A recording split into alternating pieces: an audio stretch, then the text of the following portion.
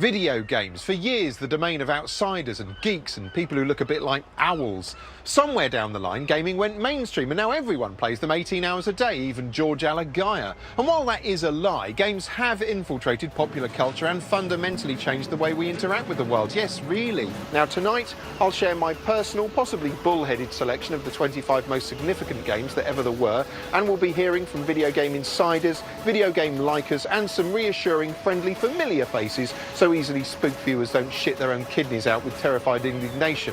We'll show you games that broke out of the pixelated ghetto and romped across mainstream culture. We'll see games that'll make you feel guilty or make you cry or even introduce you to your soulmate. In fact, we'll show you nothing less than how video games changed the world. Because that's the title, so we have to.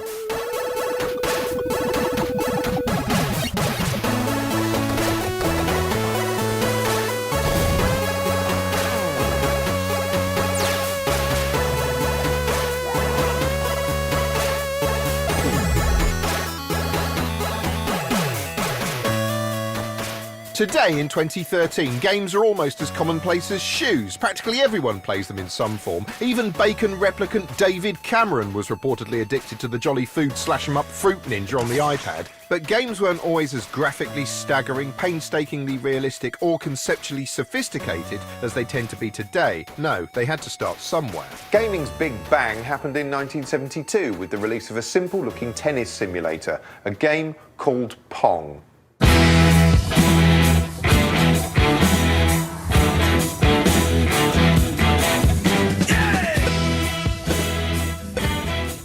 Pong, of course, was very simple. I mean, it begins with a black screen, as all great moments do. Meant to be kind of table tennis, but it was like a moving white bar that would go up and down, and you could bounce a ball from side to side.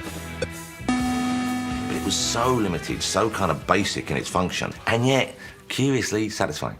Pong wasn't the first video game, but it was the first truly successful one, and it contains much of the same basic DNA as almost every game that followed. It was co-created by Atari founder Nolan Bushnell and programmer Alan Alcorn. Without these two legendary figures, there'd be no video games industry at all. I had completed the design, and we said, well, it plays pretty good, let's put it in a box and see if anybody will play it. And all it had was the name Pong on it. There's no instructions, there's just a coin mech, and Nolan and I carried it over to Andy Capp's Tavern, put it on a barrel, and within a short time, within a week or so, the thing stopped working.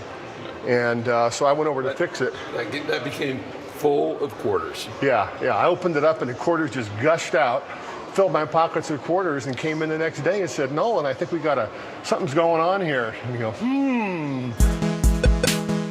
Pong was incredibly simple. I mean, everybody knows how to play ping pong. It was a very stylized version of ping pong on a TV. The controls were simple, just a knob each to move your paddle.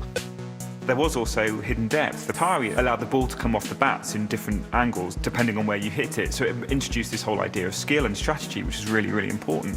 Yes, it's hard to remember now, but in 1972, this was cutting edge. You know, I found the graphics on Pong, the little players, the little lines, they moved quite smoothly. It was quite impressive. And the ball moved smoothly, and the ball, by ball I mean square.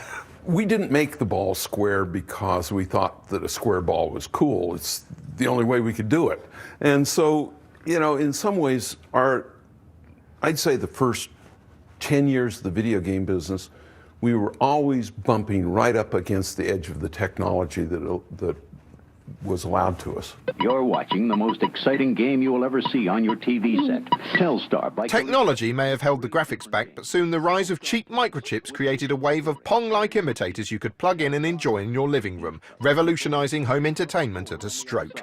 Oops, a goal. Until Pong came along, you had to sit there and withstand whatever the TV threw at you, which in the 70s, with only a handful of channels, often meant a choice between a documentary about bricks or Jimmy Savile. Now suddenly there was a box you could plug directly into your TV and take control. And at the time, the very idea of that was mind-manglingly exciting. That was the revelation. The fact that you didn't feel passive for the first time, not that you don't mind being passive with TV, but for the first time you were doing something here that translated to something over there in the form of a game. That was kind of mind-blowing. So I think it was just the miracle of actually being in the TV and operating something from your couch was just the game changer for me. And I can remember gathering around it with my whole family. It was like, you know, it's like the piano in the 1940s or something, Victorian era. We all gathered around and were amazed at this idea of interacting with the television screen. Even though the graphics were like profoundly simple, there was that sense that this was a whole new thing that was happening. Trad TV was clearly so rattled by the obvious threat posed by the technological upstart, it made desperate attempts to incorporate the new enemy into its flagship entertainment shows. When Pong came out, they tried to use it as part of a live TV thing, and I know I'm not imagining this, with Bruce Forsyth. Nice to see you, Nice!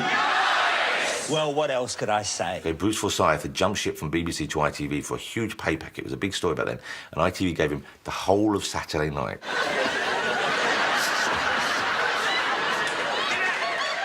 On the show, the competition they had was they had people using a voice-operated form of Pong. I know I've seen this. I know you're looking at me like I'm hallucinating, but I've seen this. Ladies and gentlemen, tennis.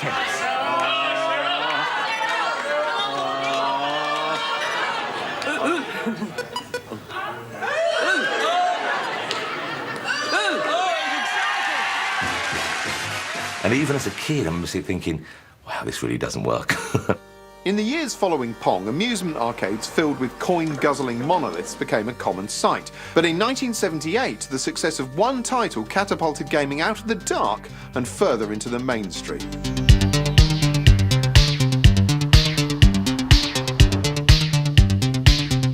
This stark, bleak humans v aliens fight to the death quickly hoovered up coins worldwide. What Space Invaders did was it took arcade machines out of those arcades, out of bars, and suddenly they were in restaurants and cafes, places where families could go.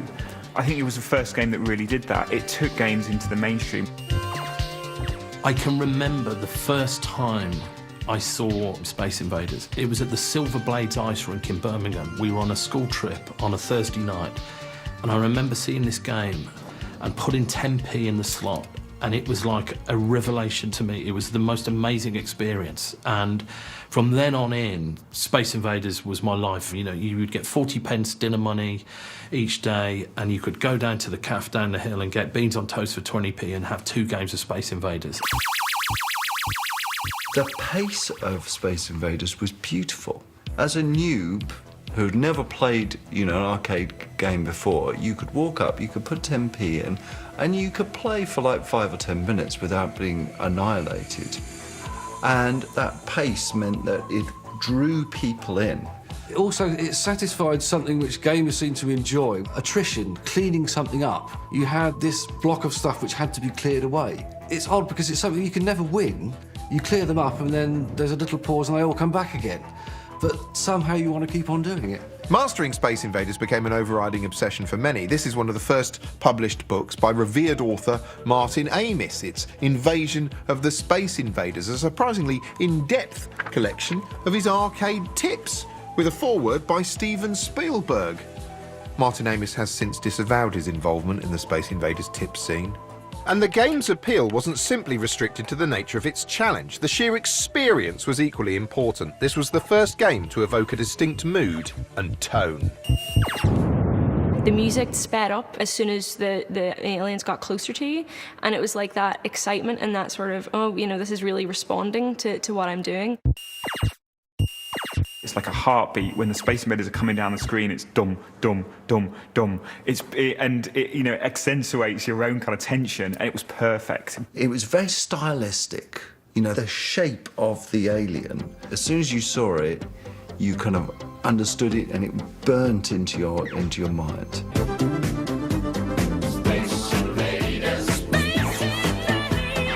As a result, Space Invaders wasn't just an arcade hit, but a bona fide mainstream cultural phenomenon. Yes, tonight we'll be discovering just who the Space Invader champion of the Midlands is. Space Invaders tournaments were considered entertaining enough to be televised, for God's sake. And how tense Louis Coxon of Stoke must be feeling now. And the world of cheerful children's animation also couldn't resist the pull of the global fad of the moment. Left a bit, steady, right a bit, fire!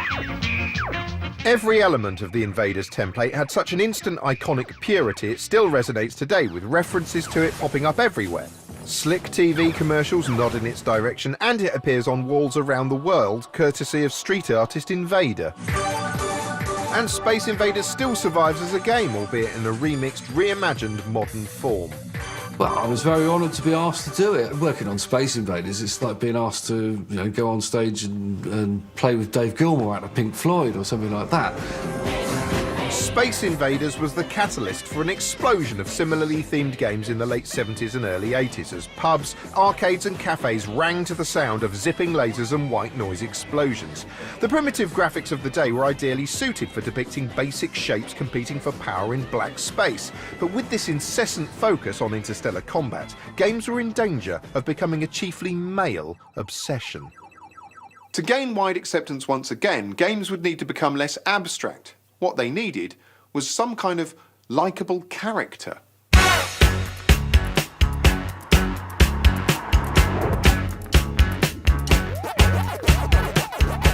Pac-Man was arguably video gaming's first mascot. He's sort of the first character, I guess, the sort of very, very iconic character of video games. The designer of Pac-Man, he introduced this Japanese concept of kawaii, which is cute. Lots of Japanese design is based around this sense of kawaii, cuteness. And so not only Pac-Man is very kawaii, very cute, but also so are the ghosts. And he did this because he wanted it to appeal to young girls and women as well as men. And in fact, he said in interviews since then, which sounds kind of sexist now, but he's thinking of how can I make it appeal to women? Oh, I know, women like food. So he was famously, he'd seen images of a pizza with a slice taken out, and he saw Pac-Man in that image. And Pac-Man does have a lot of character. I think the reason why everything went kind of Pac-Man crazy for a while was because he had a face. Even the ghosts, even the enemies had character and they had names. Inky, Blinky, Pinky and Clyde, they all had very distinct personalities, and they did their own thing in the maze. Pac-Man's rudimentary artificial intelligence also represented a breakthrough, tricking the player into thinking the ghosts were actually alive with their own personal traits.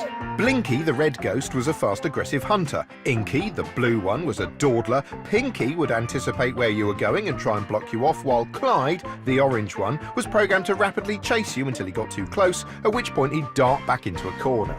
This hidden layer of sophistication made the ghosts seem less like computerized drones and more like fallible living characters. But the Pac-Man ghosts I really liked, and the cherry, the idea of the floating cherry was cool, and the fact that it changed when it ate. I mean, all these things were kind of pretty major steps forward. This was the grammar of gaming being constructed before your very eyes. It was the first time people have thought, okay, well, why not do this? It was the first video game to actually feature cutscenes as well, because there were little humorous cutscenes with Pac-Man and the ghosts, before each level. You had Pac-Man being pursued by a ghost, and then Pac-Man getting a giant, he'd turn around and chase the ghost off the other way, and one of the ghosts would get his little robe caught, and a bit would come out, and you'd see his pink leg sticking out from underneath.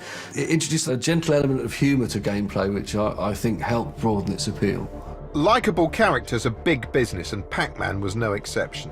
Pac-Man, instantly after it came out, it was so enormously popular, we started seeing Pac-Man t-shirts, Pac-Man lunchboxes, there was a Pac-Man cartoon. Pac-Man soon became a staple of the cheesy American Saturday morning cartoon slot, winning his own goofy series as well as some irritating commercials. Now, Pac-Man isn't just a game you play, it's a crispy corn cereal that's coming your way. Delicious! For a time, no quintessentially 80s commercial was complete without a whorish cameo from the circular pill freak. Pac-Man was on stuff. There was a Pac-Man board game as well. It was terrible, like a terrible board game, but with a big plastic Pac-Man that would go about gobbling up pellets and stuff. And even there was the kind of weird knockoff stuff as well. Like, how do you badly draw a Pac-Man, you know what I mean? But a badly drawn Pac-Man. And that's an impressive thing. When you see some merchandise and you go, that Pac-Man doesn't even look like Pac-Man. And that's when you know something's really caught on in a big way. In the wake of Pac-Man's success, games began to resemble living cartoons, bright, cheerful worlds packed with non-threatening characters. A golden age entertainingly celebrated earlier this year in Pixar's charmingly evocative film Wreck-It Ralph. My name's Wreck-It Ralph. I'm gonna wreck it! Ralph, you are a bad guy, but this does not mean you're a bad guy. I don't want to be the bad guy anymore. So far, so twee. But that was about to change. The USA and Japan had ruled gaming's roost, but now the British were coming, and we weren't interested in some cute yellow bauble running around a maze gobbling dots. We were bringing something else with us. We were bringing anarchy.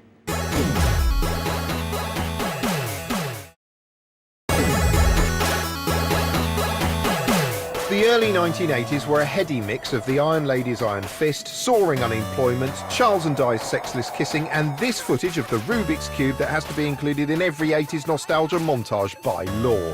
All of which provided the backdrop to a major revolution in British homes as the computerised future arrived.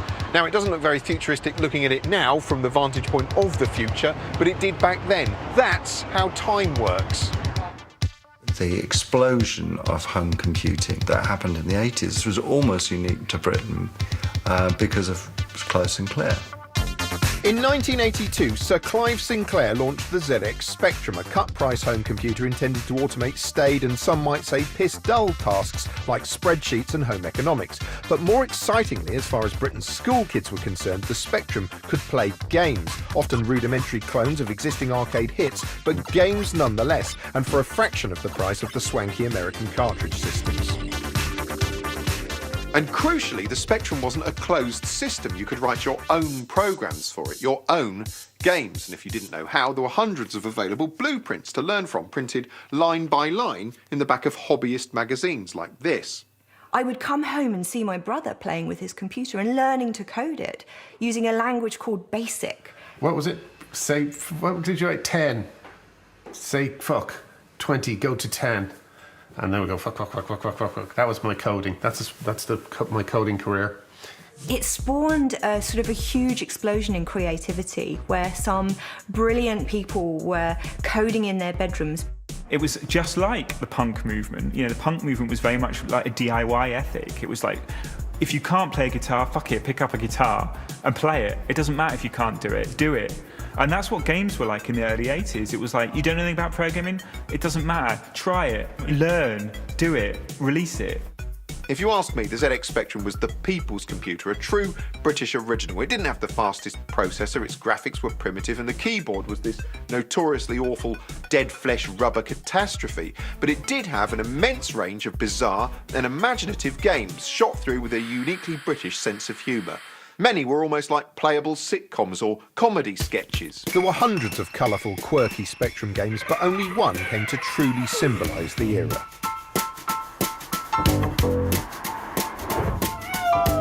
I mean, the first thing that you're struck with Manic Miner is the hideous tune of the beginning. It's a sort of aural assault. It's disgusting. And the colours as well, it was so garish, but there was something really kind of charming and mysterious about it. What's fascinating to me now about Manic Miner is just the excitement of the rooms and how many rooms there were. And you know, all you were doing was looking at something that, I don't know, had a few different blocks flying around. But there was something really thrilling about it. What made this landmark game all the more unusual was that it was written in just 6 weeks by a 17-year-old called Matthew Smith. Every single Spectrum owner in Britain had that game, and that's how good it was. It's absolutely chock full of humour. The game is very much Matthew Smith. The guy's a legend, and rightly so, and Manic Miner is his signature. Manic Miner makes it onto our list for being the quintessential Spectrum game, an idiosyncratic, peculiarly British homebrew classic still celebrated today in clever, fan-created homages on the internet. The Spectrum's chief rival was the all-American Commodore 64, a more powerful and altogether more confident system marketed with the emphasis on fun in impossibly wonderful advertisements. Are you keeping up with the Commodore? 'Cause the Commodore is keeping up with you. Commodore games had slicker graphics and far superior sound, and as well as its slew of American imports, it still had room for oddball British titles. One of the games that I remember most fondly and that I'm most pleased to have been involved with was my old game Hover Bother, primarily because that was a collaboration in design with me and my dad. It's another one of these silly British comedy games that just arose one morning when we were sitting in a place where there was somebody mowing a lawn outside, and we just started tossing back and forth this idea of a comedic game where somebody could be mowing a lawn and there could be a dog which gets in the way. And it was all very Terry and June, you know. But it ended up being a really fun little game. But it wasn't all rosy in the British gaming garden. It wasn't like a club, no. Commodore and Spectrum owners didn't like each other at all. Long before Blur versus Oasis or any of the other hideous media inventions of fake clashes, the Commodore versus Spectrum debate was a civil war, a geek civil war, whose repercussions can still be felt to this day. Because the Spectrum was British, you know, it was kind of the local favourite and all that, but you always knew, tell me, you always knew, didn't you? You always knew that you had the lesser machine. Essentially, you'd be driving your Triumph, and that's great, and then we'd pull up in a Cadillac, which is essentially what the Commodore 64 was, with its big clacky keys. Shift, run, stop, loads and plays. Still, despite their rivalries, Spectrum and Commodore owners could unite on one key issue, and that was that the owners of the third system, the BBC Micro, very much the liberal Democrats of the computer world, they were dicks. The BBC Micro was a chunky middle-class computer created for the BBC's Computer Literacy Project, a jolly well-meaning attempt to get Britain coding, courtesy of jolly well-meaning but not notably sexy edutainment shows like Making the Most of the Micro. I've got here a listing of the programme that I've taken off the printer, and it's a reasonably sized programme for a microcomputer. Little wonder the computer itself had a bit of an image problem. The BBC was for people who were a bit posh, because that was quite an expensive machine. So if you were BBC, you were a bit posh. I was a BBC Micro guy. The squidgy keyboard Spectrum, I mean, yeah, I just laughed at it. Square it may well have been, but the BBC was soon blessed with a killer app of its own, a game that didn't just promise you the world, but handed you an entire universe, then let you do what you wanted in it. A game called Elite.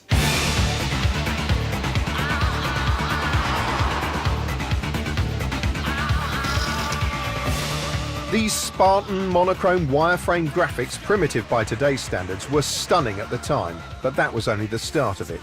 Elite came out in 1984, and it was really a groundbreaking game on so many levels. It was impossibly big. You know, what Elite did was it simulated the entire universe. It wasn't, you know, it didn't do anything by halves. Elite was made by two incredibly intelligent university students called Ian Bell and David Braben. And technologically, it was a massive, massive achievement because you got these enormous galaxies into 32K, which you couldn't even open a Word document with that now. That game almost feels like it fell through a time hole from 20 years in the future. Like, it shouldn't have existed back then, both technologically and also in terms of what they were trying to achieve in creating a living 3D world. Elite wasn't just a technical marvel, but a conceptual one. Until then, almost every game told you, the player, what to do. There were rules, and you had to follow them, punching buttons like a lab rat. Elite jettisoned the rulebook into space and let you get on with absolutely anything. It was the first what we would call a sandbox game or an open world game. You can play the game in any way you want. It's not linear anymore. Suddenly you are given a playing environment and you can choose to do mission A first or mission D first. You can also choose not to do any missions. You can just go out there and explore if you want to. Suddenly you could really control your entertainment experience in ways that were never possible before. The fantasy of exploring a limitless galaxy is a seductive one, hence the success of memorable exercises in wish fulfillment such as the camp but lovable Star Trek, or the rambling, picaresque shenanigans of space-hopping hobo Doctor Who. Those interstellar bumbags had all the fun. Now, thanks to Elite, you could explore the universe like Kirk or the Doctor. But unlike them, you didn't have a deep space travel card, no. You had to pay your way by trading goods. And the quickest way to earn big money was to trade illegal stuff, like slaves or narcotics, just like Doctor Who doesn't. Massive bastards could even turn to piracy, blowing up other ships and stealing their cargo. I'd always seen Elite as, imagine the sort of 17th, 18th, 19th century of sailing ships going across the Atlantic, trading all sorts of goods. You know, should you just cover the normal things, or should you cover the things that were deeply illegal? We wanted the player to have the freedom to do good and to do bad. It was like kind of Thatcher in space. It was make money in this universe however you want to do it. If you want to sell slaves, if you want to sell narcotics, if that's the way to do it, even though there was risk involved, that's what you did. If you can imagine, in the mid-1980s, you know, we were at the sort of like the height of capitalism and the economics of life and the politics of life as well were reflected inside the game. It wasn't overtly meant to be political at all, but I think it sort of, as a sort of child of its time, it sort of became that way because of the money focus of the game. You know, you found yourself playing the game because you wanted that docking computer, you wanted that large cargo bay or whatever, and you sort of aspired to the next bit of money, and you would do anything in the game to just try and get that little extra bit because you wanted it so much. There were so many new concepts in that game. It was such a leap forward that I think for publishers and for the audience at the time, it took a little while to get their head around it. But once they understood what was possible, that you could create worlds inside a computer, that was just absolutely amazing. Elite gave birth to an entire genre of open-world sandbox games in which the player is largely free to create their own narrative, the most famous example being the gleefully anarchic and morally wonky Grand Theft Auto, which we'll return to later. So, Britain had enjoyed a mini renaissance of early gaming, but the rest of the world wasn't just sitting around, giving up and going... Thousands of miles away, somewhere terrifyingly foreign, a boffin was working on a game so nightmarishly addictive it would soon enslave all of mankind and destroy the world as we knew it. Kind of. You'll have to watch the next part to see if I've oversold that.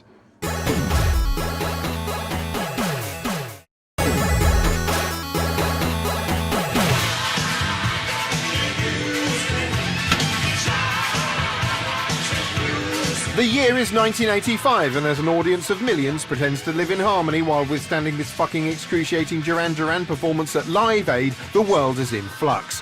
Riots are tearing across the United Kingdom, and not even the glittering royal premiere of Back to the Future can stem that chaos, chiefly because the two events are entirely unrelated. Meanwhile, something was about to happen in the world of gaming that was on a par with the Beatles releasing their first single, but with catchier music.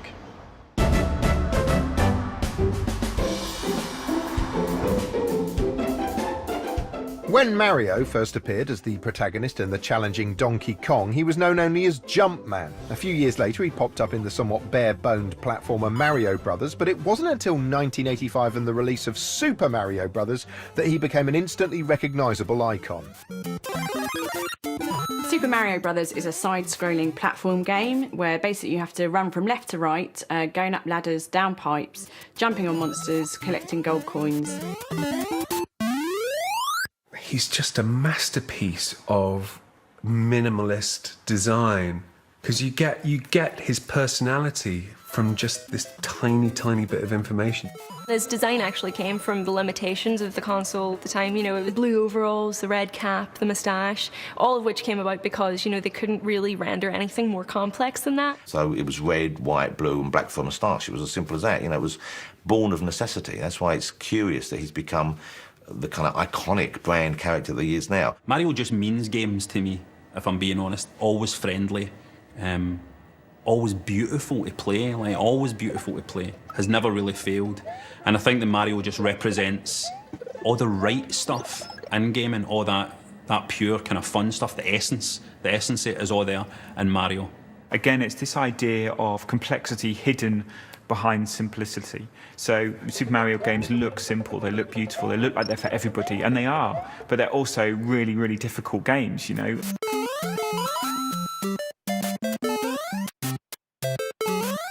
Oh, you idiot! Here's the hallmark of just how well judged Mario's level of difficulty is. In the process of playing it, you'll die hundreds, if not thousands of times, but each time you'll blame yourself, not the game, and it's that constant sense that next time you can do better that spurs you on and keeps you playing.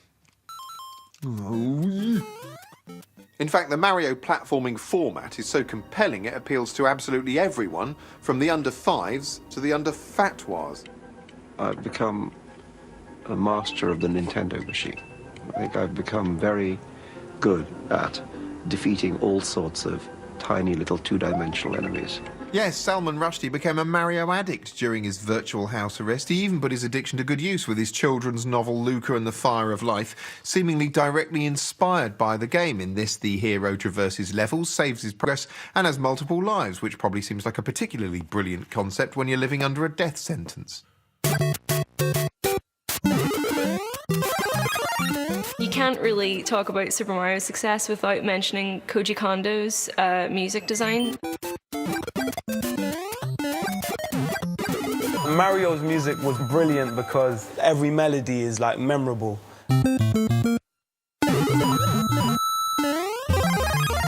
There's so many of them. Ba ba ba ba ba ba. Da da da da da da. Da da da da da da da da da da da. That's the sickest one, I think. I swear, any rapper would just be like, that's the best rap beat ever. Labyrinth, come in. I think video games have influenced my whole reason for wanting to make the music I make. You know, that kind of 8-bit energy, 16-bit energy. It's kind of inspired especially a lot of the earlier stuff that I made with Tiny massively. It just had a very important effect on the way I think about music and see music and get inspired with music as well. Mario was created by Shigeru Miyamoto, seen here winning a BAFTA in celebratory scenes. No other game designer has ever been able to replicate the just sheer joy of exploration and childhood wonder like Shigeru Miyamoto. People talk about Miyamoto as the Spielberg of game design, and he very much is.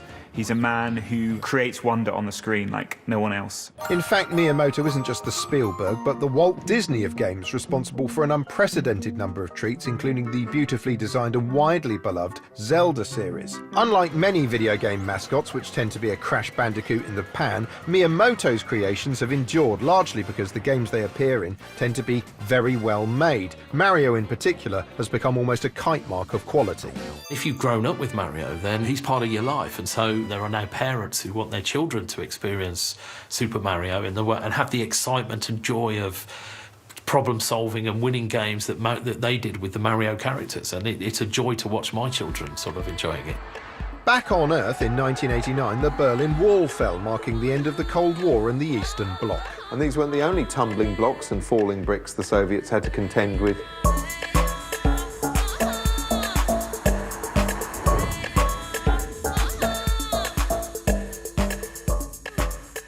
I think there's been puzzles throughout the ages, and I think Tetris is like the perfect incarnation of a traditional puzzle game in video game form.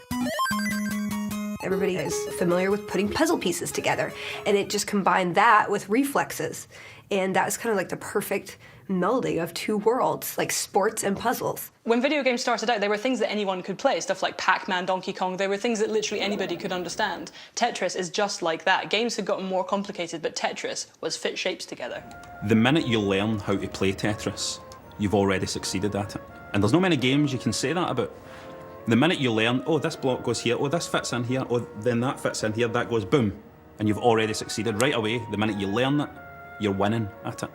And I think that's the magic of Tetris. That's what makes it completely compelling right for the start.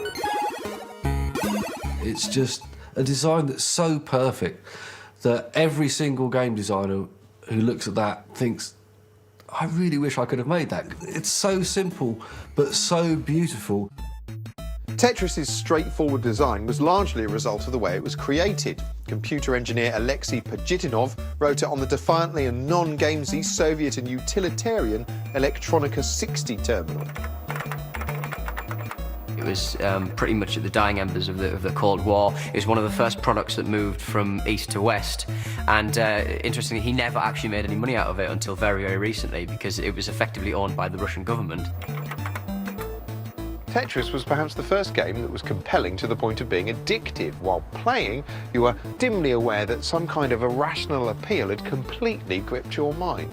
It was like a sickness, like absolutely like a sickness, because it was a constant, can I do this? I can do it, I've won. Can I do this? I've won, I've won, I've won, I've won, I've won, panic, panic, panic, and then eventually you would lose, but there was always, success was always just a couple of button presses away. It was always a couple of button presses away, so it was just a constant reward. There's a concept called flow in video game playing, and in fact it happens outside of video game play as well, and it's where a person will be completely immersed and engaged in the task at hand, and everything else just disappears and falls to the wayside. Years ago, the repetitive nature of knitting was quite often used to help people with low-level mental health issues, low-level depression, and Tetris is a similar kind of environment to that. If you handed me Tetris right now, I would play it for an hour, happily. Tetris for me, was a hugely significant game because it was the first game I ever got on my Game Boy, which was basically your conduit to life and entertainment as a child. Bundling Tetris with every Game Boy was a masterstroke. Here was an addiction you could carry around with you for a cheeky hit now and then, just like cigarettes, but a bit less deathy.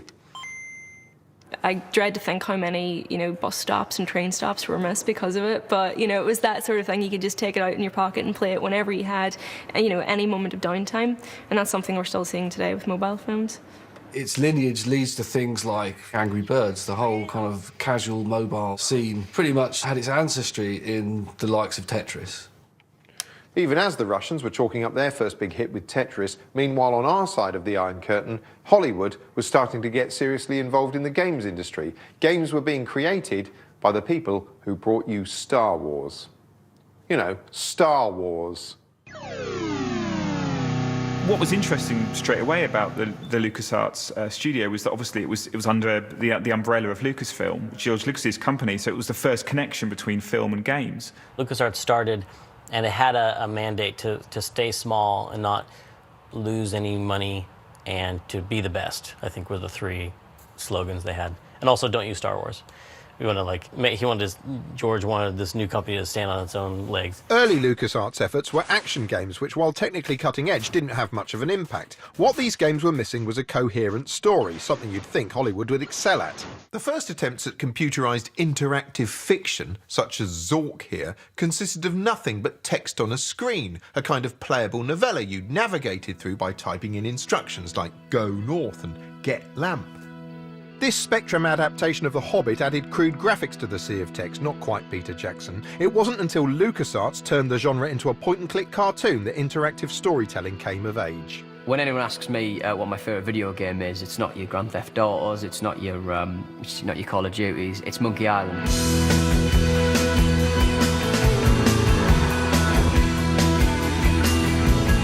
The secret of Monkey Island was a brilliantly realised comic adventure overflowing with character and charm.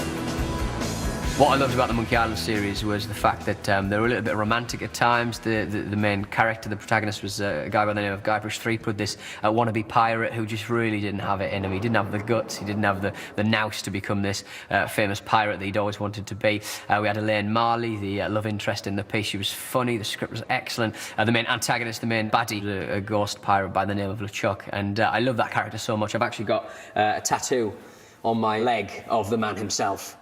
Not only is it a beautifully programmed game and a wonderful looking game, really very lovely visuals to it and really distinctive, but also at the same time it also had a very strong character sense of humour about it, kind of a tone, basically, in the way that a good movie has a tone. Like, so few games are genuinely funny, and this game was not only funny in its writing, it used its mechanics to set up a lot of the comedy. I don't know if you remember, there's a sword fight in Monkey Island that you have to win, but the way that you win it is not by being better with the sword, but by having the funnier comebacks. It's basically an insult sword fight. The character that you're fighting against will insult you in some way, and then you've got a various choices of what's the funniest retort, what's the funniest comeback. And as you would win the argument, as you'd win the fight of witty rejoinders, the fight would go in the same direction. I mean, we were so influenced on Monkey Island by The Simpsons, but also I think Monty Python, in a way, like the Holy Grail was doing to the Arthurian legend, we were hoping to do to pirates. Fittingly, for a game forged from many different influences, some believe Monkey Island turned out to be quite influential itself, pointing out similarities between the game and the vastly entertaining Pirates of the Caribbean movies. Both the game and the film feature a reluctant swashbuckler who attempts to rescue his wisecracking love interest from a motley crew of zombie pirates with a scary undead leader. There are even individual moments that seem vaguely familiar. For instance, here, Guybrush Threepwood solves a problem by using a coffin as a boat, a bit like Jack Sparrow did in Dead Man's Chest. Sorry, mate. Mind if we make a little side trip? I didn't think so. All of which I'm sure is a total coincidence. It's hard for me to watch those movies and not see little glimpses of Monkey Island in them. But, I mean, Monkey Island was really based on the Pirates of the Caribbean ride. I mean, that was my whole influence for that game. So it's kind of a full circle thing. Monkey Island earns a place on our list for bringing cinematic storytelling techniques to interactive fiction, and its spirit lives on in advanced contemporary games like the grim murder mystery LA Noire and this year's flawed but interesting Beyond Two Souls. For the mission's sake? Try to keep Aiden from killing you? But no promises. They're impressive but a bit po-faced. Nothing since has had the humour of Monkey Island. All this stuff about spinning yarns was all well and good, but when would games learn to focus on the really important things, like teaching children how to maim and kill? The answer, fortunately, was soon. Bang!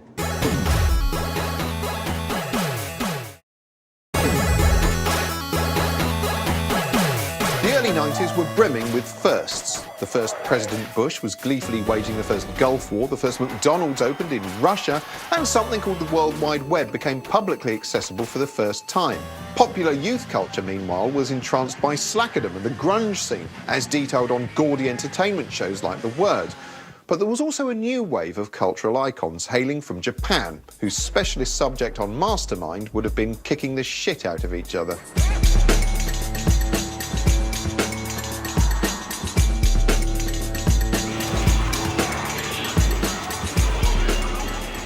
Street Fighter 2 looks incredible. It's the game that made gaming cool. Arcades had to draft in more machines just to accommodate for the demand for it, you know? It was just such a huge phenomenon.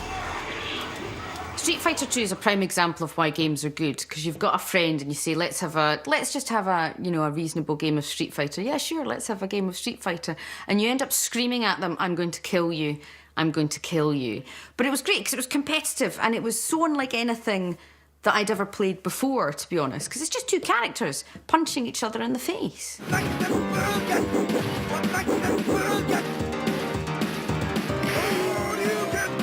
It was definitely competitive, especially when you play with bad winners. I call them bad winners because while they're knocking you the hell out, they're just like, yeah, bam, take that, and you're just getting totally trashed up. There have always been head-to-head games. Pong was a head-to-head game, but they tended to be simple tests of reflexes until Street Fighter 2 came along. This too was a test of reflexes, but also, crucially, a test of memory, agility and strategy. Now, unless you know what's going on, it looks fairly mindless, but it's actually far more complex than it appears.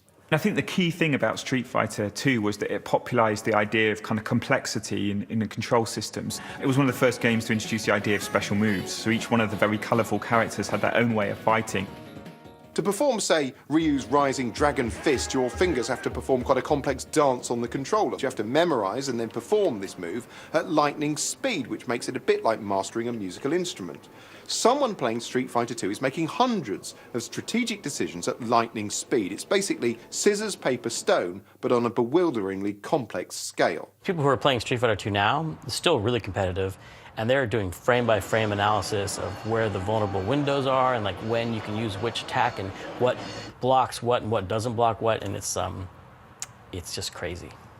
That's why it's so satisfying when you win. You aren't simply thumping someone in the face, you're outwitting and outperforming them while thumping them in the face. Street Fighter 2 influenced a whole raft of other beat-em-ups of growing complexity, such as the phenomenal Tekken series, which, as you can see, became increasingly more violent. Still, at least no one's ever inspired to actually do that kind of thing in real life as a consequence of playing the game. And I remember when I was a kid, my brothers made me fight with another kid. It was just like a little kind of spar with another young kid that was my age. Everybody thought I was going to lose, and I actually used Tekken moves to win. It was so dumb, but I actually won with my dodgy little Eddie Gordo and Paul moves. My missus still laughs at me about that. Like, I remember my brother saying it around the table, and I was like, oh shit, I actually did it. That's how much I was into Tekken. It's so wrong. Oh, well, at least they're just kicking and punching each other. It's not like games are full of people running around shooting guns. By 1993, there had been a few games in which you shoot people with guns from a first-person perspective, like the fun Nazi-culling excursion Wolfenstein 3D. But it was the release of our next game that truly cemented their place in history.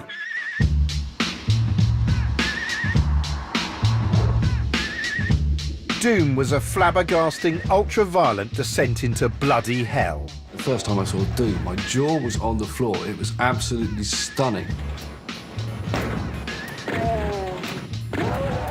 Doom was one of the big holy shit moments in games history. I remember I'd been working at PC Gamer for about a year when that had come out, and we were experienced video game people. We all did that for a living, and Doom was one of those moments where the first time we saw it, we were like, "What is this?"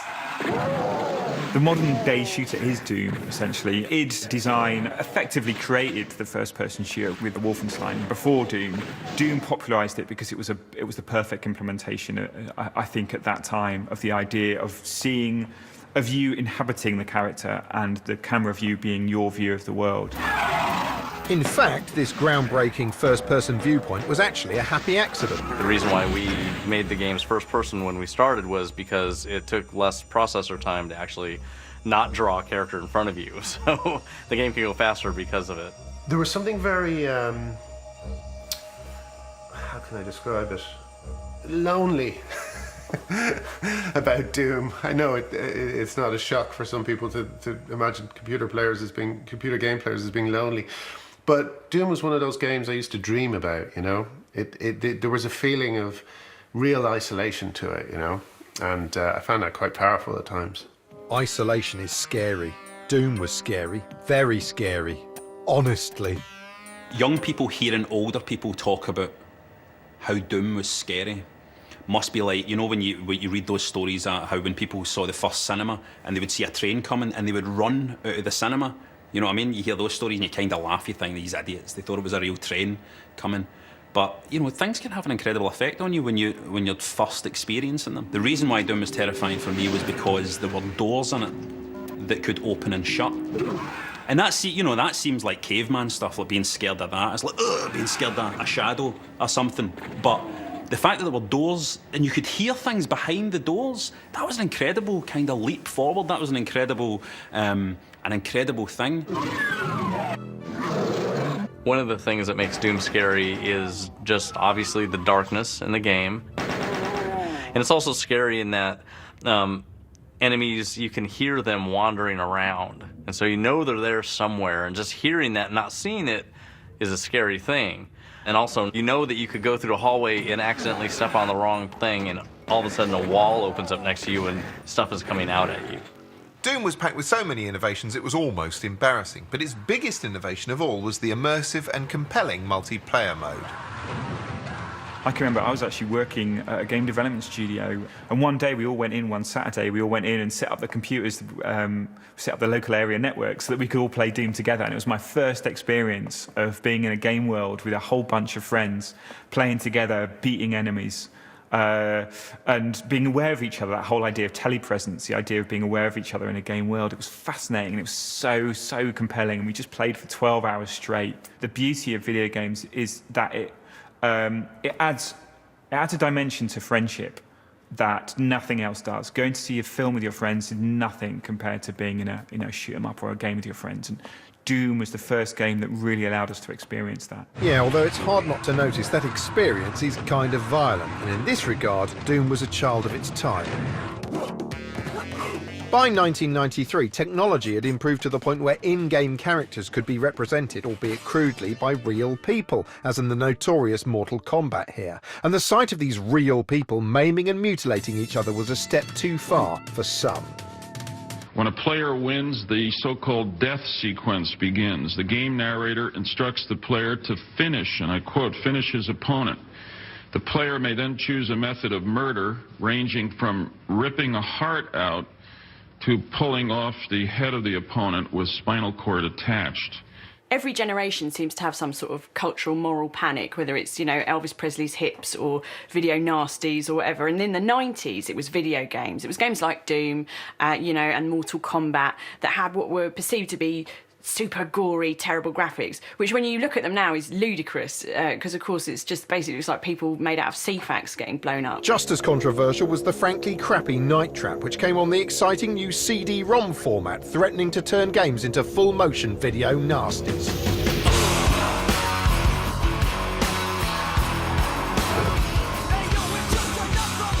Five teenage girls have disappeared after spending the night at the old Lakeshore Winery House of Mr. and Mrs. Victor Martin. It's like a television programme in a lot of ways. And the purpose is you're part of a crack team that's protecting some girls on a slumber party. So the gameplay is basically clicking on CCTV cameras and setting traps for these kind of vampire things that are coming in. And because it's video and not graphics, and especially at the time, I think, it was lifelike, because it wasn't the clunky graphics of the 80s. This was film you were watching. And it is quite disturbing to watch it, actually, because it does feel very voyeuristic. I understand why it was controversial, because even today, if you made a game today where the concept was spying on, college girls in their lingerie via various security cameras and kind of stalking them around this house, that would be very controversial now. Back then, I can understand why people had the reaction that they did. It has been quite a leap from Pac-Man to Night Trap. Night Trap, which, just to be clear, was a deeply shit game, was such a hot potato it featured heavily in a US Senate hearing on video game violence, which led to Toys R Us taking it off the shelves. Mortal Kombat and Night Trap are not the kind of gifts that responsible parents give. Night Trap, which adds a new dimension of violence specifically targeted against women, is especially repugnant. Significantly, it led to the creation of the US video game rating system, a voluntary code designed to alert parents to content that might be unsuitable for their disgusting children. This had a twofold effect. On the one hand, the games industry was aware it was being watched, but on the other hand, the introduction of ratings meant games could now be conceived and marketed explicitly as not for children. Suddenly, developers had a green light to pursue nasty games for nasty adults, leading to further controversy with the death-packed pedestrian splattering Carmageddon being briefly banned in the UK in 1997, and the MP-alarming Grand Theft Auto making its debut that same year. Lots of people at that time, moral campaigners, were trying to link video game violence with real-life violence, and we saw this later on with the Columbine tragedy, which lots of people tried to suggest that the two kids that were involved in this were heavy games players. Every time there is any sort of violent act in the news, it's always reported like, and the shooter was a big fan of, Grand Theft Auto or Call of Duty. And it's like, well, that's because he's an 18 to 35-year-old man. That's probably why he's a fan of that game, not because he's a psychopath. Recently in the USA, the National Rifle Association has tried to shift blame for a spate of mass shootings away from the availability of firearms and onto the shoulders of video games. Through vicious, violent video games with names like Bulletstorm, Grand Theft Auto, Mortal Kombat, and Splatterhouse. Ironically, the NRA makes some crude target shooting and varmint hunting games of their own. Furthermore, not everyone is convinced of a link between violent games and violent behaviour. I think there might be violent people that play these video games, but I don't think these video games turn you into violent people. We should move on. We should talk about some of the positive aspects of video games, or some of the genuine challenges we can make to the industry, like where are the positive female role models in games. But, if we carry on with this debate, it amazes me that it's lasted for so long. Dedicated gamers tend to reflexively scoff at any suggestion games might be too violent, but it's clear that even the most hardcore splatter movies don't dwell on biological destruction to quite the same gleeful degree as many games do. Increasing graphical fidelity means the debate will intensify as the portrayal of violence does. It's easy to laugh at the low-tech depiction of death in the early Mortal Kombat games, but the recent Mortal Kombat 9 features extreme and upsetting imagery that would be almost entirely unthinkable in most other mediums.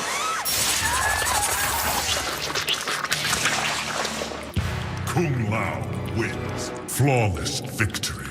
Despite scenes that shocking, Mortal Kombat 9 failed to generate any real controversy, but then many games still fly somehow under the cultural radar and consequently aren't called upon to justify themselves. I'm traditionally quite nonchalant about violence in video games. I played the shit out of things like Doom and Sniper Elite, but even I find that basically unacceptable, which either means I've become a terrible wuss in my old age, or games are becoming so forensically graphic they're reaching a tipping point. Some games have a more mature and responsible attitude to depicting violence than others. Some are outright irresponsible. Others, I think, do it in a much more mature and responsible way.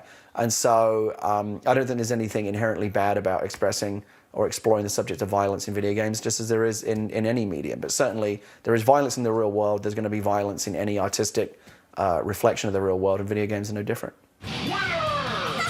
And when women in games aren't being gruesomely sawn in half, they're often being simplified, patronised and objectified. You'll never be a match for me. But the games industry's treatment of what I tactfully won't refer to as the titted gender was about to be challenged, as we'll see after this break.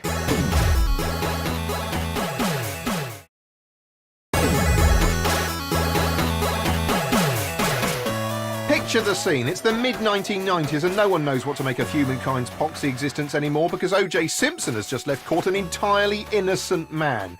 Baring's Bank has collapsed thanks to rogue trader Nick Leeson, and in the world of pop, middle-class Kinks fans Blur are going head-to-head with dirge-spewing musical chimps Tea Party Oasis in a battle literally no one gave a shit about even at the time.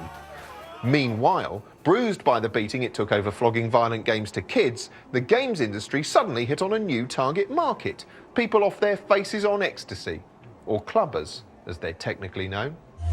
Have you seen any drugs taking?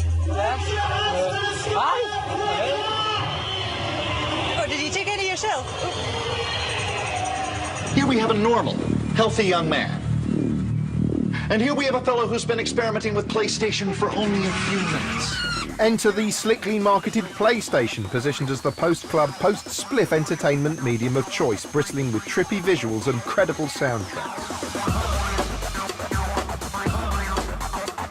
PlayStation had moved gaming on, and that gaming was now something that young adults did, and not just men. Lots of women played Wipeout, lots of women played the early PlayStation games. They understood that there was something powerful about putting a woman on screen.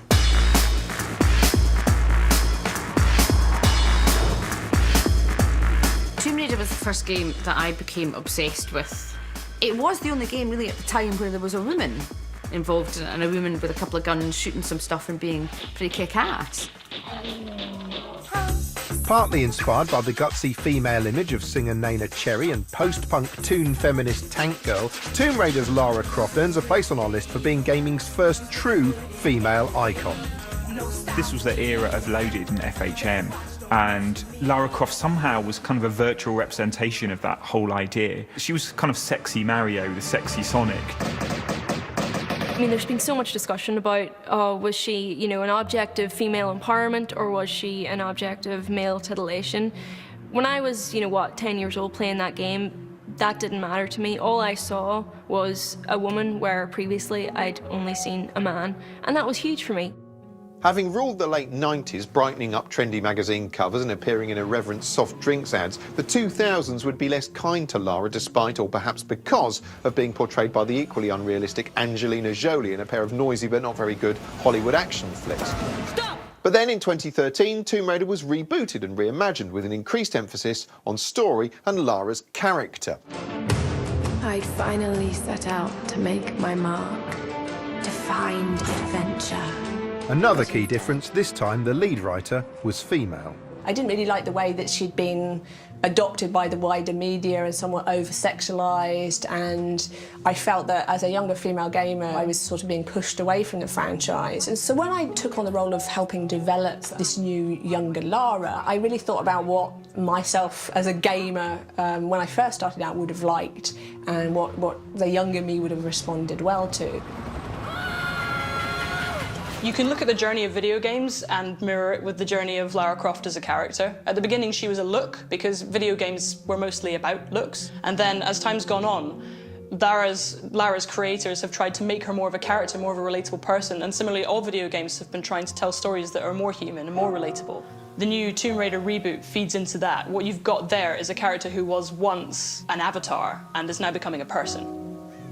This shift reflected a debate about gaming's depiction of women that was already well underway. In many ways, games still seem psychologically lodged somewhere around 1978, full of eye-candy dolly birds without much to say for themselves, and the voices questioning this have been growing ever louder.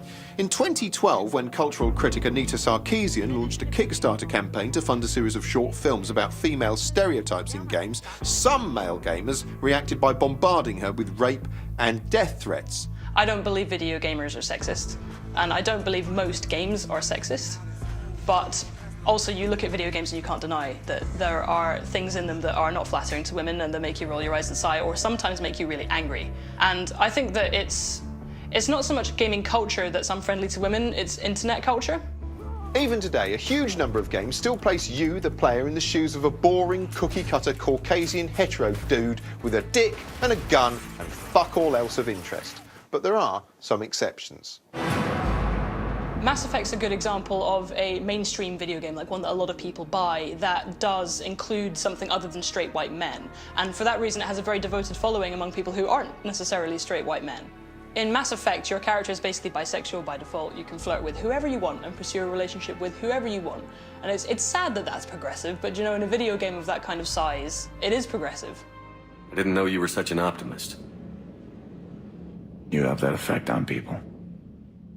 Meanwhile, back in the late 1990s, those cool adult gamers weren't content to simply experiment with things like female protagonists, such as Lara Croft. No, they wanted whole new kinds of experience. Games had become set in their ways. There were too many predictable platformers, or metronomic fighting games, or by-the-book shoot-em-ups. What was required was an entirely new kind of experience, an entirely new kind of game. And that's precisely what turned up, wearing a bobble hat.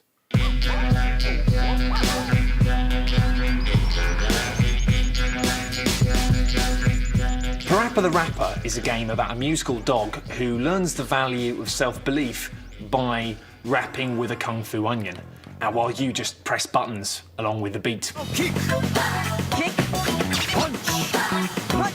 Parappa the Rapper was incredible, and it was such a simple, really clever use of the controller. You know, you had to hit the things in sequence. It's the first time I became aware of the boom, boom, ba, boom, boom, ba, boom. You know, that kind of very simple Simon Says kind of gameplay. Simon sets the pace. You follow right along. Simon Says-style rhythm action games began with the endearingly advertised computer smart-ass Simon. Simon has a brain. You either do what Simon says, or else go down the drain. Parappa turned this basic concept into a playable, psychedelic, musical pop-up book. The songs are... they're so catchy and insane. I'll never dream it would be like this. I am the #1 ruler of the 7 seas. The skunk over here will bring you luck.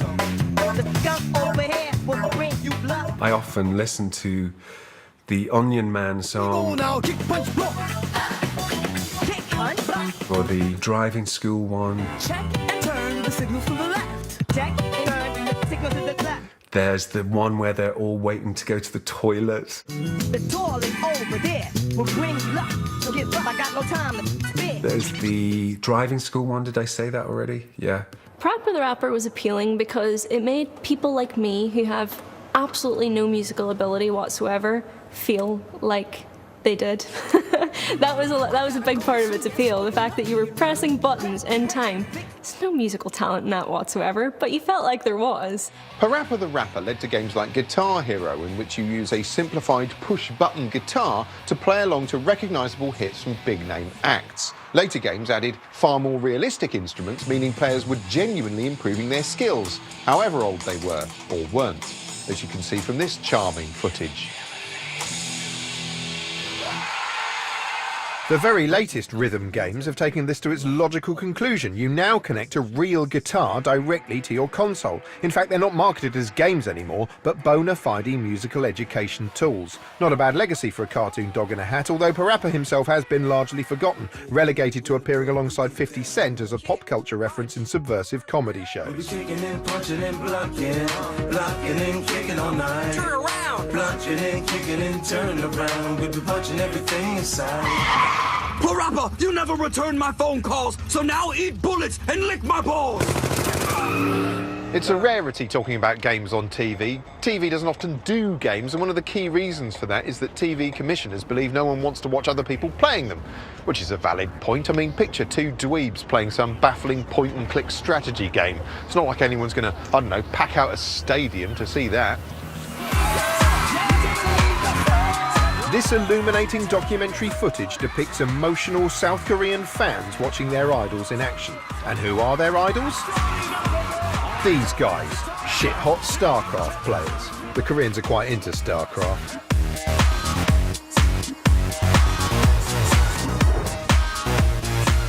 A densely complex war sim, StarCraft is basically fast-paced space chess.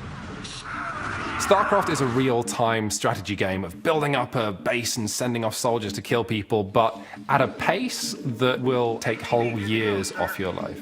StarCraft is really interesting in that it has emerged as the first sort of competitive sport of gaming. If you look at a country like Korea, for example, StarCraft is effectively the national sport. I mean, there are cable television channels dedicated to StarCraft. The key StarCraft pro players in Korea are superstars. They have fans, they have a screaming adulation.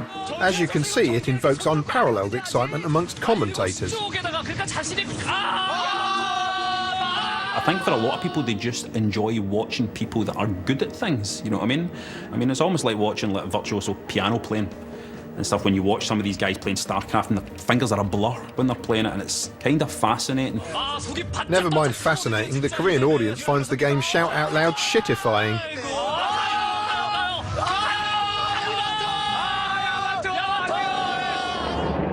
Shortly afterwards, the year 2000 arrived in a flurry of optimistic fireworks, and humankind wondered what majesty the new century would hold. And it turned out the answer was a voyeuristic reality show in which egotists entertained the nation by sharing a bog for 6 weeks. But they weren't the only housemates that were entrancing millions.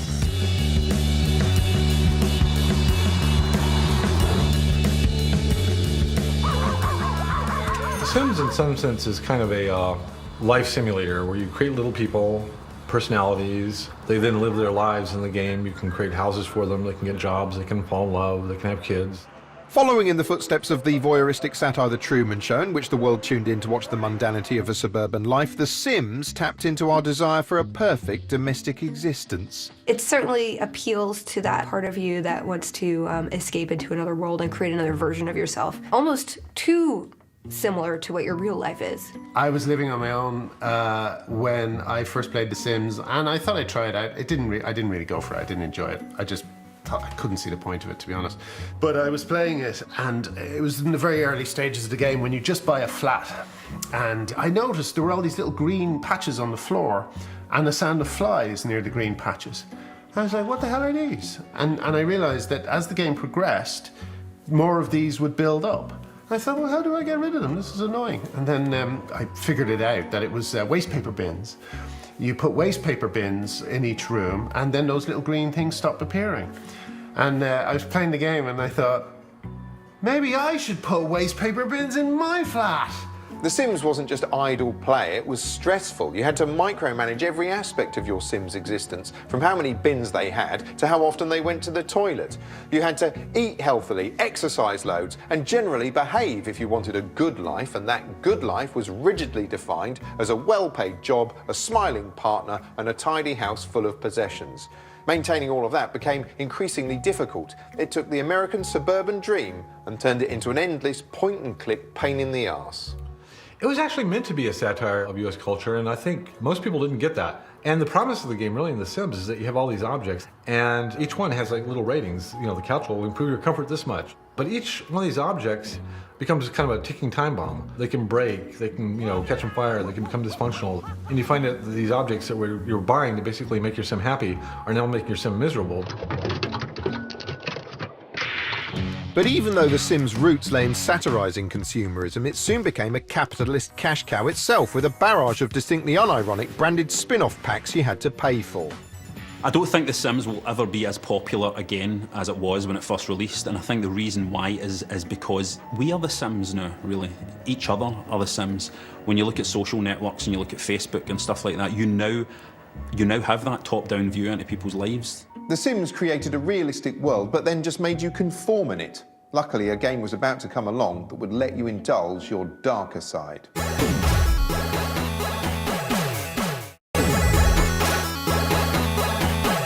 On September the 11th, 2001, millions feared the world was about to slide into chaos. Weeks later, a video game consisting almost entirely of nihilistic urban anarchy ushered in a new age of morally blank freedom for gamers.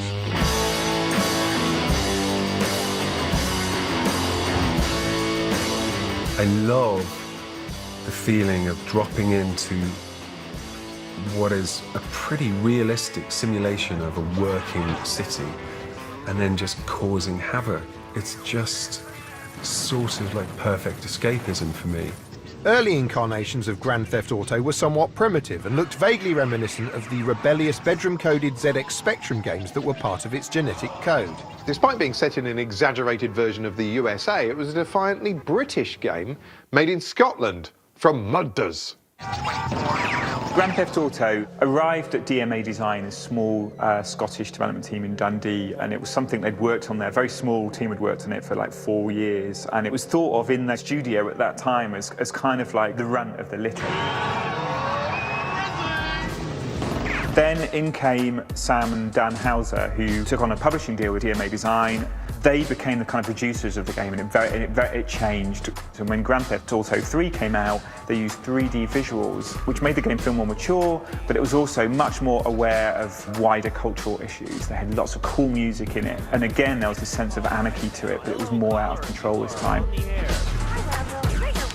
I'm only pretending to play that. Grand Theft Auto 3 was an immense blockbuster, revolutionising a franchise that's become one of the most lucrative entertainment properties in history, with an influence that stretches beyond the world of games. If you watch the film Drive with Ryan Gosling, that film, I do not believe that film would look the way it does if it wasn't for Grand Theft Auto. You know, lots of people say that the director essentially made a non-interactive version of Grand Theft Auto. His world, you know, the world of Drive, as it's depicted in that film, is very much influenced and inspired by Grand Theft Auto, I think.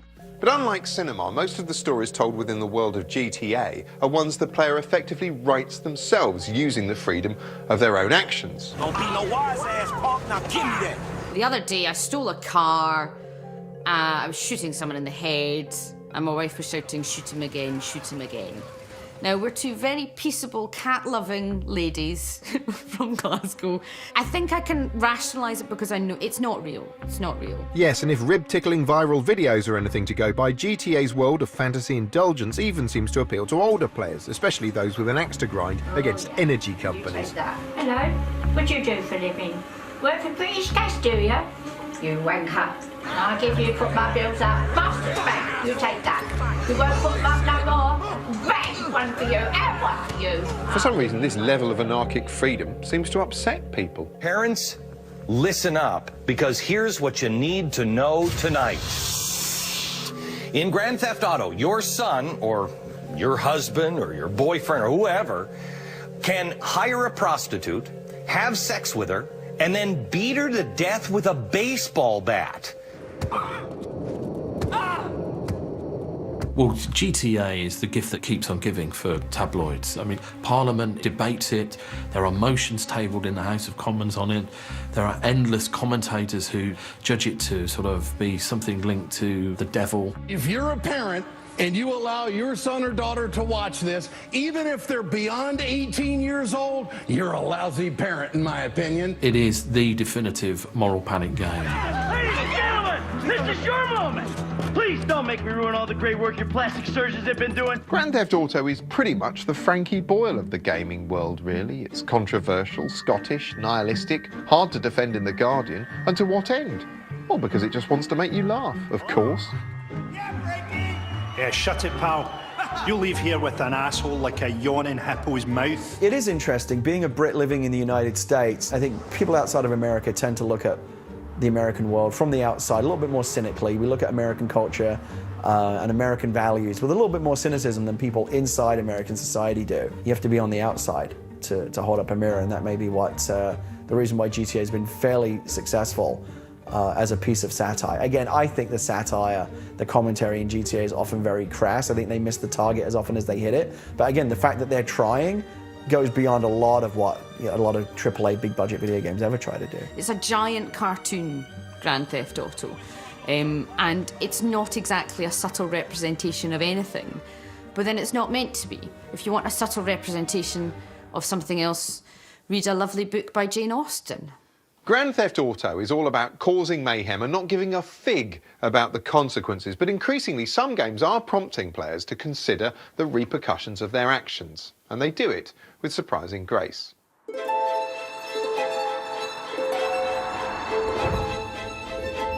Shadow of the Colossus was a really fascinating game in a lot of ways. It was a really meditative game. You played a character who lived in a fantasy world whose mission was to rescue a princess, which is a very basic video game setup. Your job in the game is to bring down these huge creatures. It's like 7 huge boss battles where the bosses are not only monsters but so big that they're almost a landscape in themselves. And gradually, as the game goes on, your feelings as you bring down these monsters become more and more complicated. Because every time you killed one of these creatures, you realize you just killed something magnificent, something large, like larger than life, this beautiful, majestic animal, and you just slaughtered it for some unknown reason. And every time you did one of those things, your character design slowly morphed and became darker and darker, and you realize you are the villain of this world. Shadow of the Colossus was significant because it helped forge a new way of looking at games, one in which the player could no longer be entirely certain they were the hero. It also influenced recent indie titles like Papers, Please, which, despite its basic appearance, is a complex game that causes the player increasing discomfort. Papers, Please is a game where you're a customs officer working on a fictional border of a made-up country, and you have to check everyone's paperwork to see whether or not they can come into the country. All the mechanics is like someone approaches kind of the checkpoint and hands you their papers.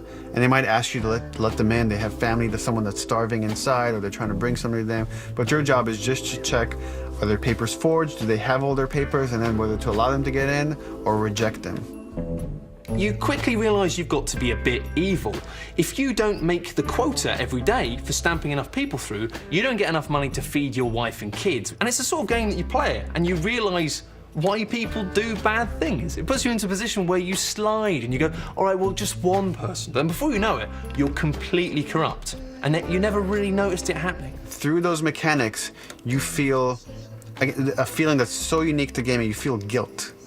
And a movie can't make you feel guilty, a book can't make you feel guilty, but here's like, I'm making an action and someone can curse me because of it, and I feel guilty. And it's kind of brilliant in that way. Games excel at making you stand in other people's shoes, not just the shoes of corrupt Eastern European officials, but creatures so phantasmagorical, so beyond our imaginations, they don't even need shoes. Imagine that. You can't.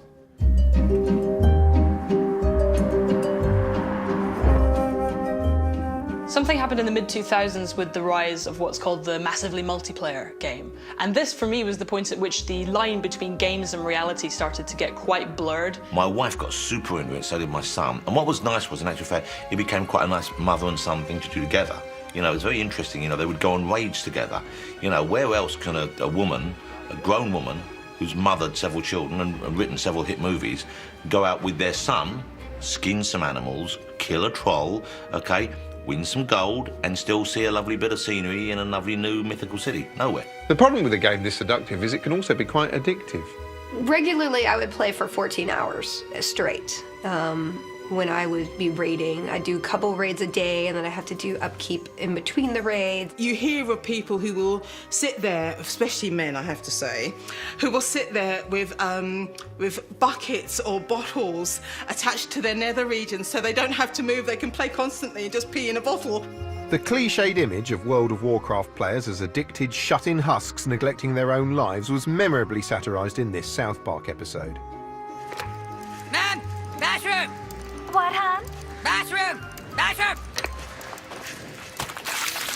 Oh, that's a big boy, isn't he?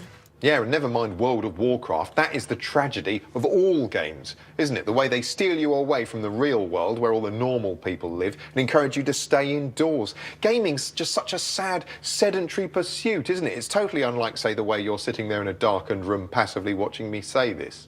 Box sets are the silver bullet in this. Everyone who complains to you about playing Far Cry 3 for 30 hours has sat through far more of that in terms of Games of Thrones or Breaking Bad, all of which was a pretty sedentary activity, right? And no one down on box sets. No one's going, oh, these are appalling.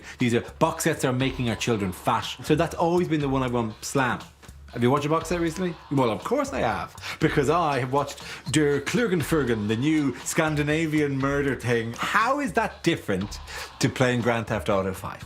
Yes, you may learn the word or two of Danish as it goes along, but it's exactly the same experience. In fact, it's more passive. At least my thumbs are getting a workout.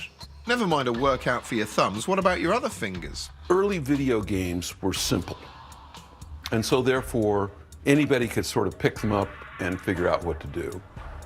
Then there were overlays upon overlays upon overlays of complexity to where if you picked up a PS3 controller, it looked a little bit like the cockpit of a 747.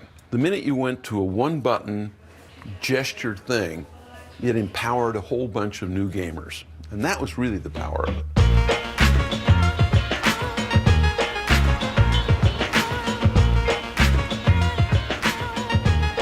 It sounds too good to be true. Being able to play a game of tennis in your lunch hour, and you don't even have to take your suit off. It was the first time you could actually play games with your family and have a level playing field. You know, you could hand the controller to your grandma or your mum and say, let's play tennis, and they might well beat you at it. And for a long-time gamer, that was a great experience. Wii Sports is on our list, not because it's one of the best-selling games of all time, shifting over 80 million copies, but because it's one of the most accessible, turning gaming into an even more mainstream pursuit that can be easily marketed at anyone who can do this, or this, or this. Right, this one's my favourite. Chop chop. I'll cook for you, Marv, if you want.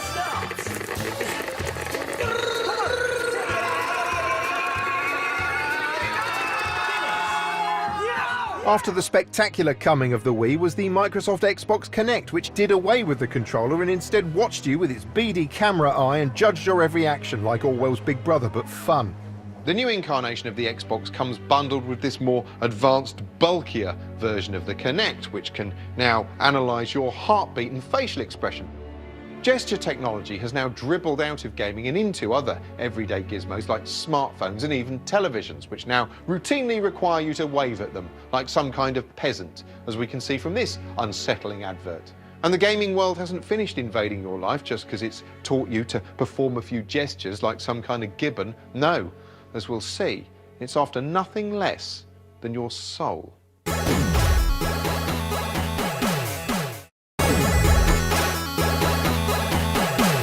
2007 was grim. Even the launch of the spangly new iPhone couldn't distract anyone from the unrelenting misery of the global economic crisis. What could you do for cheap escapism? The cinema was full of crappy threequels and a new Transformers movie, so that was out. And thanks to the smoking ban, pubs now stank of sweat and arse gas. Fortunately, there was one form of entertainment that still delivered, and it chiefly delivered by letting you shoot people in the face.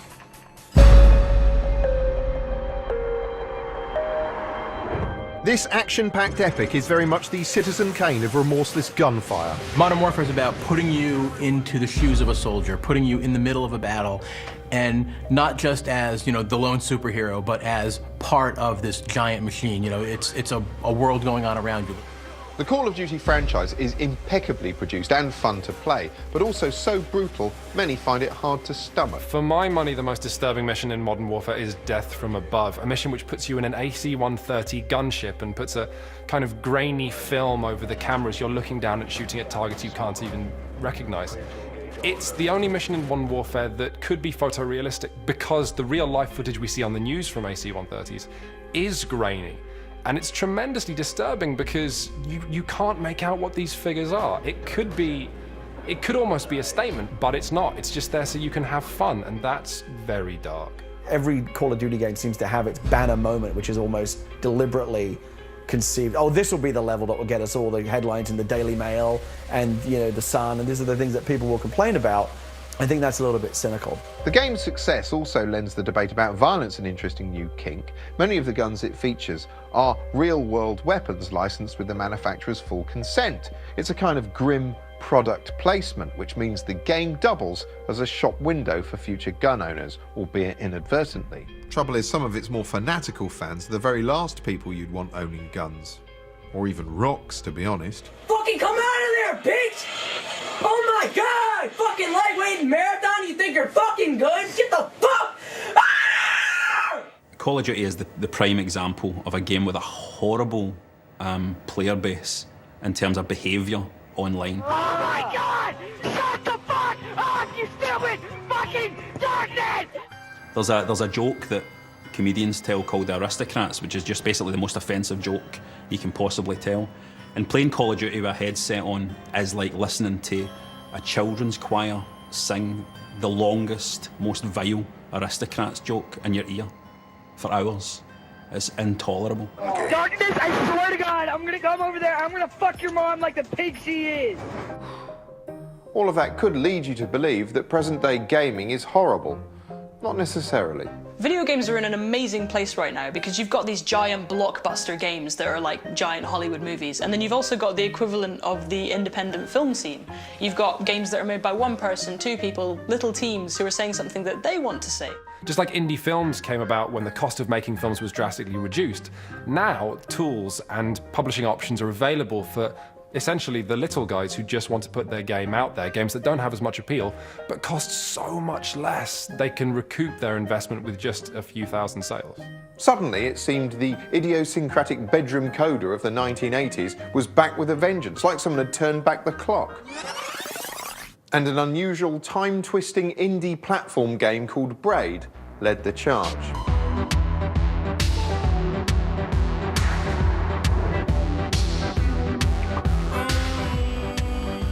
Braid is it's a puzzle platformer. It was created by Jonathan Blow. On the surface, it's all about a guy, Tim, trying to rescue a princess from a horrible monster. When you first pick it up, yeah, I'm just playing a platform game. But then going into kind of the fourth dimension of playing with concepts of time and reversing and speeding up and manipulating time in a way that took something that looked familiar and completely reinventing it. One aesthetic thing I didn't like about it was the main character just didn't care for the little guy. He looked like a sort of squashed Hugh Grant.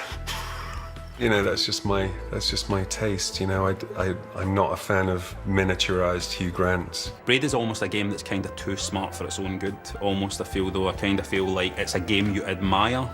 But I definitely remember reaching a point where I was like, I'm not really having fun anymore. And that's fine. That's absolutely fine, because I think for indie games, they have to explore what a game is. Braid earns a place on our list for proving indie games could sell, paving the way for other individual and experimental titles. Braid was swiftly followed then by Limbo, which again was a beautifully stylized, very emotionally wrenching story of a small boy walking through a kind of ethereal landscape. Journey is probably the most famous example at the moment of that. Fabulously beautiful, incredibly emotionally involving. There's a point where the little fella just can't quite make it up a snowy mountain, and Jesus, it'll get you. Many of the new wave of indie titles hark back to the retro past, offering subversive or surprising reimaginings of gaming's heritage. And indie games aren't something you have to seek out in some obscure hobby shop. Today you can buy them without leaving the comfort of your own hand. There's this whole line of video game genealogy that starts off with the arcades and moves through the Game Boy and stuff like Tetris and Mario and ends up with modern arcade-like mobile games like Candy Crush and Angry Birds. Games started off as something that everybody played, and now they're, again, something that everybody plays.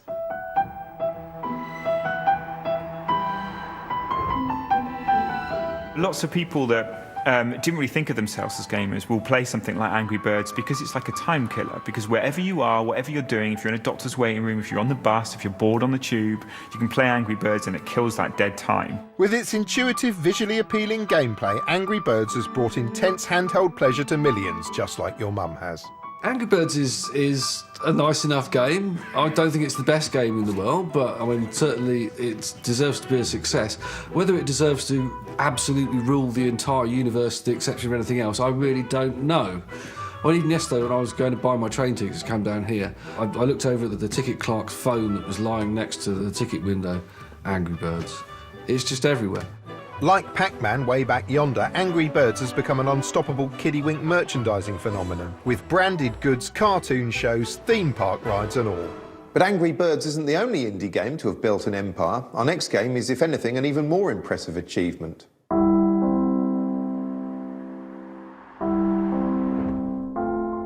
Minecraft was just one of those bits of gaming genius. I think you can sum up the appeal of Minecraft effectively by just saying it's Lego of video games. Minecraft is an open-world game which lets players shape their environment by placing or destroying blocks. It's easy, it's creative, and it's social.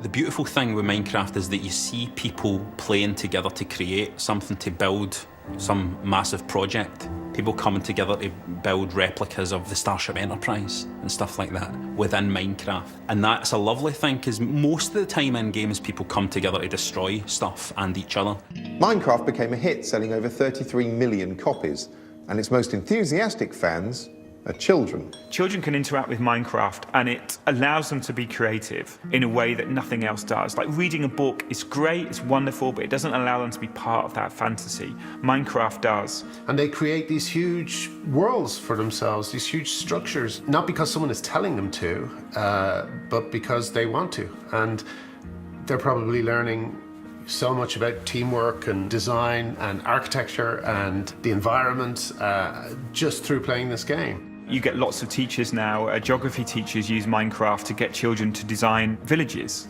You get physics teachers now using Minecraft to teach kids about simple mechanisms. And finally, I made it work. The Minecraft escalator. It really communicates to kids. Like my children, my sons play Minecraft a lot. My older son is on the autism spectrum.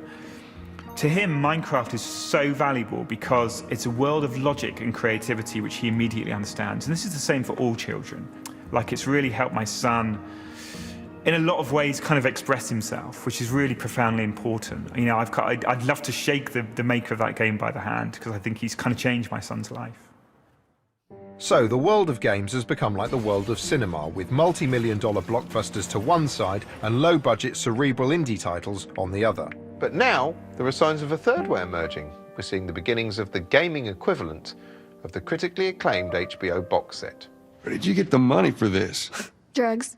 I sell hardcore drugs. Oh, good. You started helping out with the mortgage then. Yeah, you wish. Jimmy! Dad? Honey, come here. Come here. Jimmy! Jimmy, stay back! Jimmy, I am warning you! Don't! The Last of Us is the story of these two survivors in a world that has been ravaged by this pandemic. And we follow Joel, this middle-aged survivor who's willing to do anything it takes to survive, cross kind of any moral line. And through circumstances, he ends up teaming up with this 14-year-old teenager girl, Ellie. I need a gun. No, you don't. Joel, I can handle myself. No. I think Ellie in The Last of Us was a great female character. She's young, but she's very capable, but she's also got this interesting vulnerability, and she's not grown up in our world. I've never been on a plane. Isn't that weird? And she can't really kind of understand it, and she sort of brings a unique perspective because of that. She can't envisage a time when young teenage girls were just sort of obsessed with kind of boys and looking good. That's completely alien to her. Is this really all they had to worry about? Boys, movies, deciding which shirt goes with which skirt. It's bizarre. Like any self-respecting box set drama, the game gradually and inexorably moves towards a fulfilling, some might say devastating climax. For the first time in my life, I was crying as I held the controller and moved the character around. I must have I'm really glad my wife didn't come in, but I was just kind of moving around going, oh God. Game designers are getting older. You know, lots of the big game designers are in their 30s and 40s, and they have children, and they suddenly are thinking about games in a different way, not as systems, not as scoring mechanics, but as an emotional experience. Oh, baby girl. It's okay. It's okay. It's okay. In the next 5 to 10 years, we're going to see more games about emotions and about social situations, about politics and about society, because we are now living in an age where we understand what happens around us in a very interactive and a very digital way. So here we are now in 2013 with games at a bit of a crossroads. From the monochrome simplicity of Pong, they've transformed via this series of technological and conceptual shockwaves to become the most varied form of entertainment since the written word. But one thing we've seen throughout this show is that gaming never stands still. And sure enough, a new generation of hardware has just arrived, bringing with it a fresh set of capabilities which is going to overturn everything that went before. As their slick promo material makes clear, the new PlayStation 4 and Xbox One are both more powerful than their predecessors, but perhaps the biggest clue to gaming's future is their marked new emphasis on integrated social networking features. Now, why would game systems want to include social networking? Unless maybe social networking already functions like a game.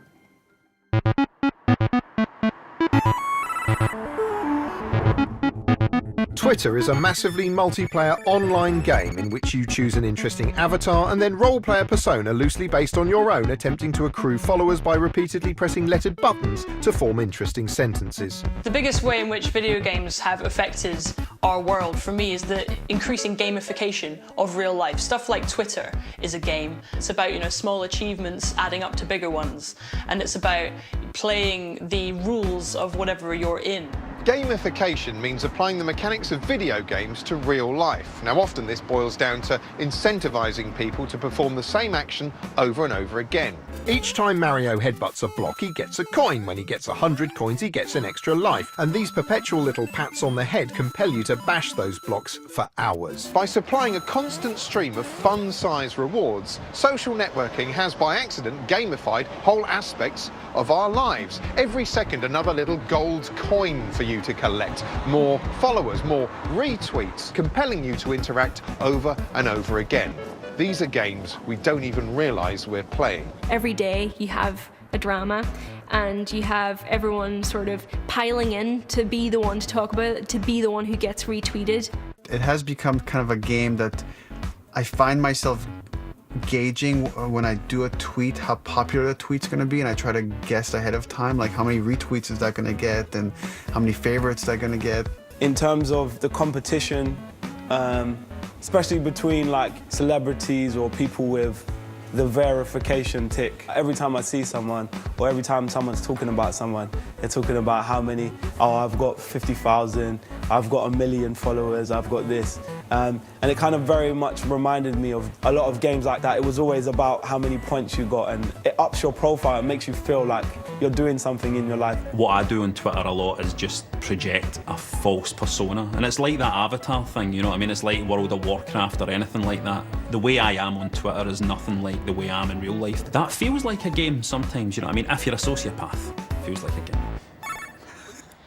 So, how have video games changed the world? Well, they've entertained us, they've put us in the shoes of cartoon characters in fantastic settings, they've made spatial reasoning fun, they've allowed people to connect and explore non-existent worlds, they've helped bridge the gap between Eastern and Western culture, they've provided a safe space to run riot, to fantasise out loud without anyone actually getting killed, they've handed a generation of creative thinkers a whole new set of tools to express themselves with, and they've inspired and instructed millions of children, not that anyone cares about them. But perhaps most significantly, possibly sinisterly, games have now burrowed by stealth into aspects of our social lives online, and we in response have cheerfully invited them in, and that trend's just going to continue until whole areas of our existence have become games. In fact, you'll scarcely be known as you anymore, you'll just be known as Player One. You might as well change your name by deed-poll now and have done with it. That's the end of the programme now. I mean, I'd say game over, but only a prick would say that. Get out of my show.